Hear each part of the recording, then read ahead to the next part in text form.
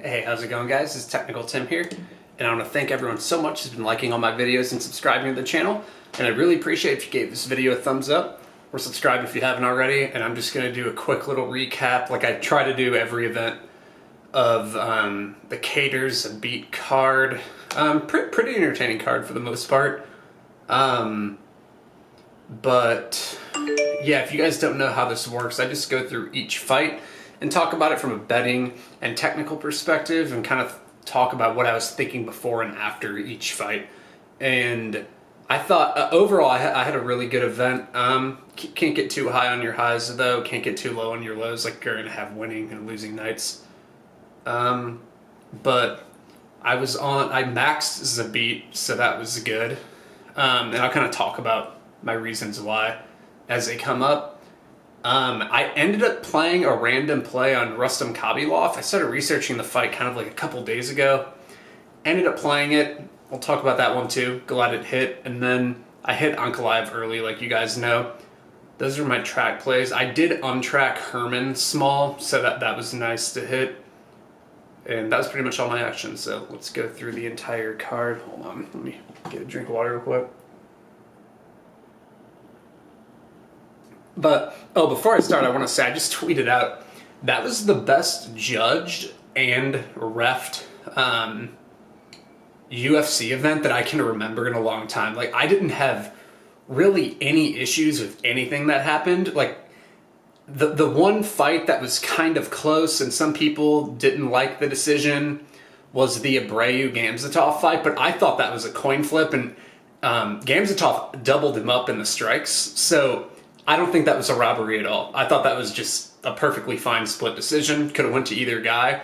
And then every other fight, they judged it pretty much kind of like the media consensus and what I thought they should have judged. So don't know who that crew was, but I mean, it was probably the same guys they usually use. But whatever, if it was a new crew, they need to use them every time. And if it was the same crew, they need to just make sure those guys eat the same breakfast that they did this morning anytime they're judging a fight, so we get consistent and good judging and reffing. Popov Grant, I talked about, I thought this was just kind of a whatever fight. I would have erred with the side of the dog. Grant ended up hitting. And yeah, it was just kind of, Popov honestly could have probably won that fight if he was a little more seasoned and had better decision-making in some of the grappling situations. He chased submissions too much and would give up position. And I actually thought it could have won. It was a close fight. I think they went with a split. I thought that was a coin flip. Either guy winning was totally fine, but I thought Popov should have maybe, if he had a little bit better decision-making, I think he could have won. Clark and Khamzat, I thought Pandy looked good. This was another one I would have said, like, I don't even think I talked about this fight because I didn't really care about it on the podcast, but I just thought it would be like kind of just your typical women's MMA fight. And Khamzat's hands were just a little too powerful and a little too fast and consistent for Clark, and she just kept eating shots on the way in, and Khamzat started walking her down and really landing some big shots. But there was like a crowd on Khamzat. I had a couple people who I talk MMA with. I talk MMA consistently. I don't follow that many people on Twitter, and it's not because I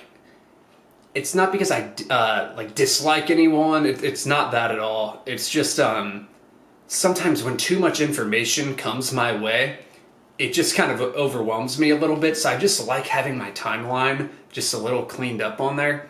And that's it. And so I don't really like pay attention, honestly, to that much,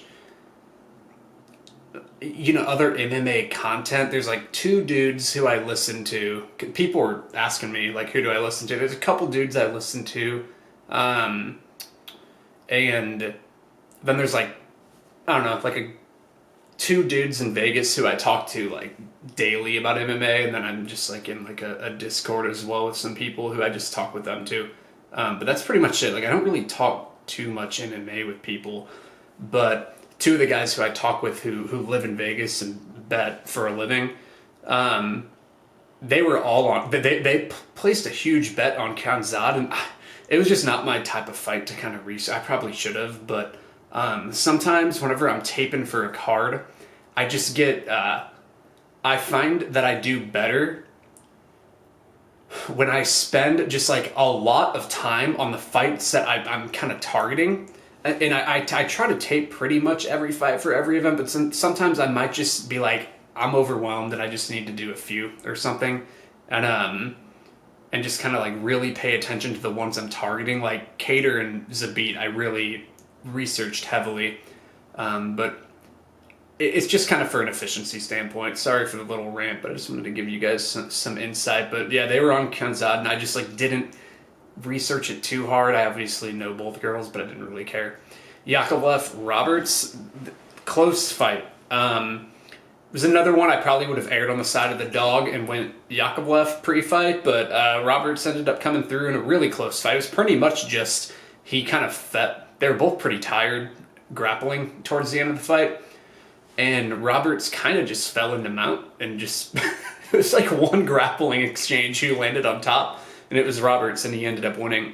I was never very high on Roberts as a prospect. A lot of people were, and I played Vince Pichel over him as a dog because I just wasn't sold on him, and I'm still not. I think he's just going to be kind of, what is he, at lightweight? I just think he'll kind of be one of those like bottom of the tier type of fighters who maybe hangs around in the UFC a little bit. I don't know. I wish him well, and I hope he improves, and I hope he does well. It's just I don't think he's actually all that athletic, and his grappling, I just don't like his grappling too much. And he makes some bad decisions, and he's like an okay striker, but I don't know. I just don't think he's going to be the hyper prospect a lot of people thought. Don't like to be negative, but I don't think he's going to be like a top 5 guy ever. Zawada and Nurmagomedov. This was kind of like I thought Nurmagomedov would either get top position or Zawada would maybe catch him in a sub, and Zawada caught him in a sub. So Zawada's scrappy. So I figured there could be danger. I wouldn't have played this fight, but honestly, I thought Nurmagomedov was probably going to win. And Zawada just caught him I think he got him in a triangle. So yeah, nice submission for him. Or he might have went to an armbar. He was switching off to both, but yeah. Robertson Kopylov, no action here. I thought this was just a close fight, and I really wanted to see where Kopylov was. And I like Kopylov a lot. I actually think he's quite good. And Robertson's a fucking tough debut. I mean, Robertson's fucking good. But Kopylov, I think what hurt him in this matchup, like I know a lot about Kopylov because I watched a lot of those Russian promotions. I think he's on Fight Night Global or M1 Global. And so I've been watching him for a while, and he's never fought. And Dan Hardy was talking about it on the podcast or on the broadcast, but one of his main weapons is his left kick. He's a southpaw. Is his left kick to the body, and he's been fighting all orthodox fighters. And I think Robertson, being a southpaw, took that kick away. Like and so I feel like he didn't have as many options, Kopylov, to really kind of land consistent strikes. But I do think when he wasn't tentative and he actually threw, that he was doing quite well. I mean, that was probably the best fight of the night, to be honest. I'd have to go through. But that was because it was high level skill and it was entertaining. I was worried it would be a little bit of a low output kickboxing match, but I'm glad both guys threw. But that was a good scrap, a tough fucking debut fight. But I like Kopylov's game. It was a little surprising seeing how he just kind of got weirdly submitted, but I do think him just getting eaten up with those leg kicks hurt him too. And I think that was another thing, like going against a southpaw, his right leg, his lead leg was just open to get outside kicked.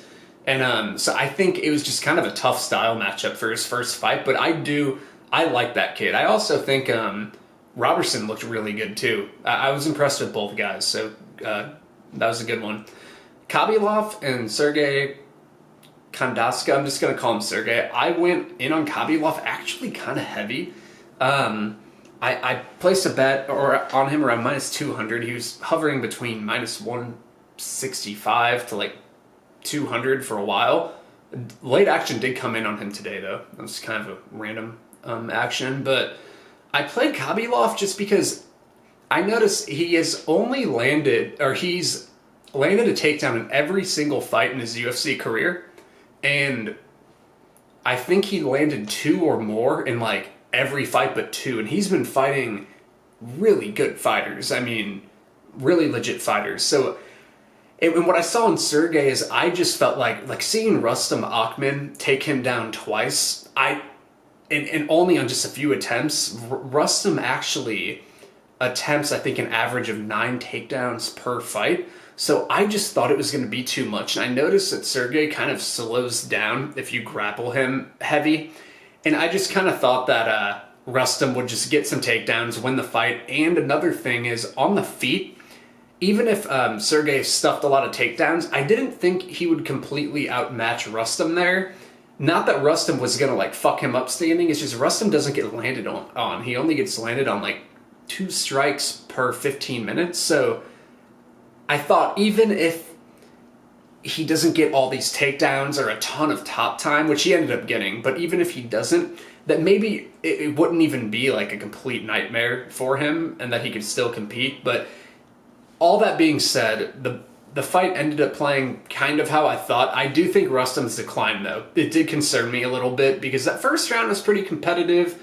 I think the judges had it split, which is fine. I thought it was kind of the definition of a split round. I probably would have given it to Sergey, but it was just kind of like a coin toss. And then after that, I did think that eventually Sergey would start slowing down, and Rustam kind of just took over and won a clear 2 rounds after that. So I did like at minus 200. It was fine. It was kind of a thing. Honestly, both of my kind of bigger bets were Zabit and Rustam, and I think like worst case scenarios played out in both fights, and both guys won semi comfortably. So I think that's actually not a bad thing. So I was kind of fine with that. Ankalaev and Dalcha, so like Ankalaev was, his line, how long was that available? I don't like hitting openers because I don't like fucking ruining lines because I can't get enough money on it, but he was available from minus 175 to like minus 220 for a few days. So I slammed that line. Like I hit it hard. And I was just really shocked because Ankalaev is a fucking monster. He's just super, super technical everywhere, and he just really doesn't have any holes. And I still cannot believe Paul Craig beat him with that fucking triangle. But yeah, the fight pretty much went exactly how I thought. I thought Ankalaev was going to butcher him, and it was just going to be a thing where like Dalcha had to land a big shot. And the only other path I saw, and it was under a 5% outcome, was Dalcha just getting a bunch of judo throws and getting top time, but Ankalaev is too good of a grappler, so I thought that was pretty much... I was trying to just cover all ends, but I thought that even that judo throw path was kind of low percentage, and Ankalaev just beat the fuck out of him. He ended up getting to minus 400, then dropped back down to like minus 300 today, and I think I put in my write-up, because I tipped this out like a while ago, I had Ankalaev lined at like minus 500 or something. I just thought it was kind of going to be a beatdown, and it ended up being that. But Ankalaev is a serious prospect to watch out for. I'd have to put more thought into it on how he'd match up against the other guys in the division, but I think he's definitely a top 7 light heavyweight now, personally, and I hope he gets a step up in competition. Gamzatov Abreu, I didn't really care about this fight. It kind of was just kind of like a low output fight. Don't really care. Don't have much to say. Martin and Ameev, this was good judging. I thought Martin won those rounds. I scored it like 2-1 Martin. I thought Martin got round 1 and 2 in my book, even though all rounds were competitive, and I thought round 3 was kind of a toss-up. So I was fine with Ameev getting it on like a judge's scorecard. But I thought 2-1 3-0 was the right scorecard. Martin fought super well. I do want to say, when Martin was going for that Kimura in round 1, that he would have tapped so many fighters in that situation. But what Ameev was doing was he was holding his grips together when he was getting Kimura. He was holding his grips, and he ended up getting his arm pulled off, and then when his arm got pulled off, he grabbed his own calf because he needed, if he's not holding on to something, then his arm's just going to get pulled away, and Martin's going to get it. But he kind of was going back and forth between his grips, of his own grips, and then he was going to his calf. And then he ended up readjusting and getting back to his grips. Going to his calf was kind of a last resort. And a lot of people wouldn't have done that. I feel like a lot of people would have got their grips broken up and then would have just got tapped there. So that was really good. And then that was just savvy grappling. But Martin just kind of ate up his calf. But Ameev did some good work himself and landed the jab. But that was a good fight, high-level fight. Both guys are a little too low output for my liking. But Martin's really improved, I feel. I picked Maia to beat him, and Martin actually did pretty well in that fight too. And I feel like Martin's just kind of come a long way. I wish he improved his volume though. That's what's going to limit him, is his volume. That's the main thing. Herman Ibragimov, we talked about this on the podcast. I know Gugabe tracked this. I put a small play untracked on Herman. Pretty much the fight I expected. Ibragimov was eventually going to gas, and Herman is durable enough to kind of just take over. That's kind of the fight I expected. Robert Simadev didn't have action here. I actually thought Imadev was probably going to win, but Robert's durability kind of stayed there. I do think that KO is pretty meme, though. Imadev was having a lot of success in round one by just throwing hands and pressuring, but then he kind of got into this with Griffin, too. He'll get up against the cage and start grappling, and I don't get why he was doing that, because when he was doing that, Robert started clinching him up and just landing knees, and then just kind of caught him in a random exchange. I think that KO was super random, though. But Roberts was starting to have success once Imadev started to clinch up and try to land knees. Roberts started to have success once Imadev started kind of grappling. It was really weird, and Roberts was just landing knees. So it was just kind of weird decision-making by Imadev. But yeah, good, awesome KO, by the way.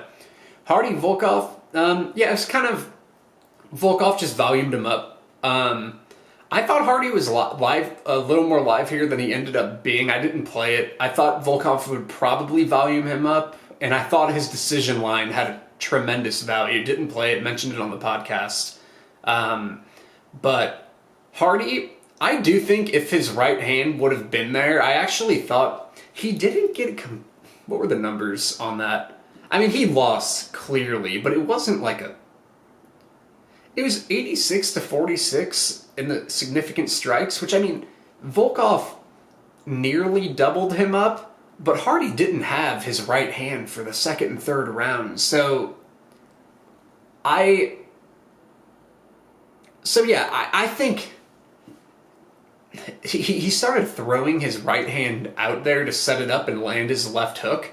But I think if he would have had that right hand, I still would favor Volkov, but I do think Hardy would have a little more success. But Hardy's turned out to be pretty decent. Only at heavyweight would a guy with training for 3 years be able to compete with title contenders, honestly. Imagine a soccer player coming in and fighting I don't know, they're what weight class would a soccer player be at? 155? I guess soccer players are average humans. So yeah, they'd probably weigh 170, 180, cut to 155. Imagine someone like that fighting a top, a title contender, like a Tony Ferguson or something.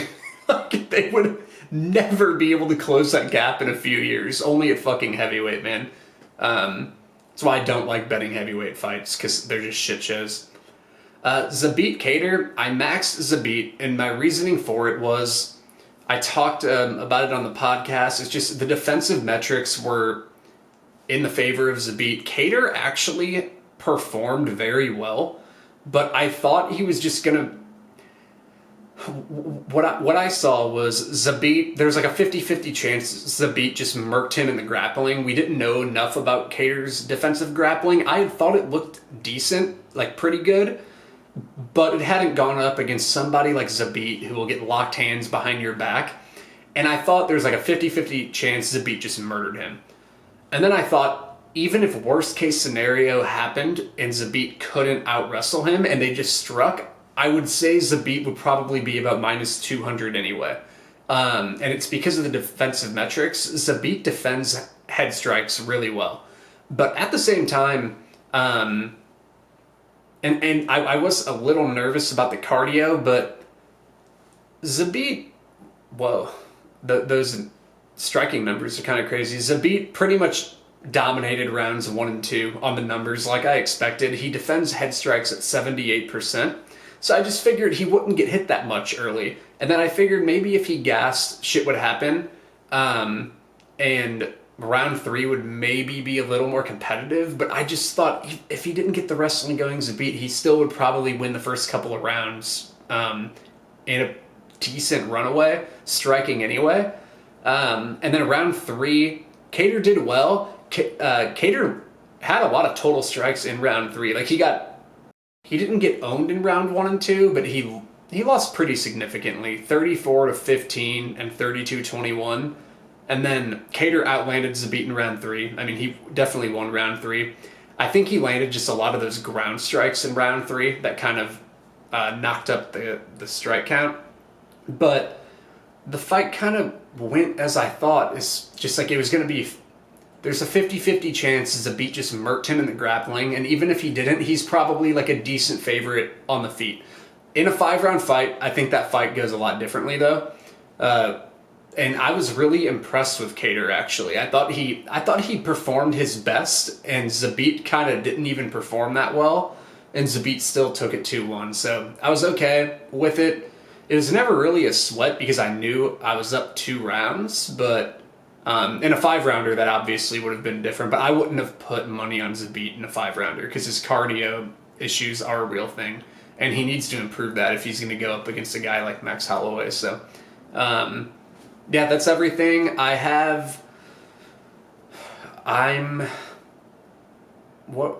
are the next cards coming up? We have Jacare and Jan next week. I have 1 bet already on there, and I have 2 bets that I'm thinking about. I don't want to give them away yet because I don't know if I'm going to play them, so I don't want anyone to play them if I'm not sure. And then I do have a play for UFC 245. Pretty big play, most likely. I already put some money on it, but I'm probably going to put more. But I'll talk about that too once it comes up. But yeah, smash that like button, and thank you so much. Bye, guys.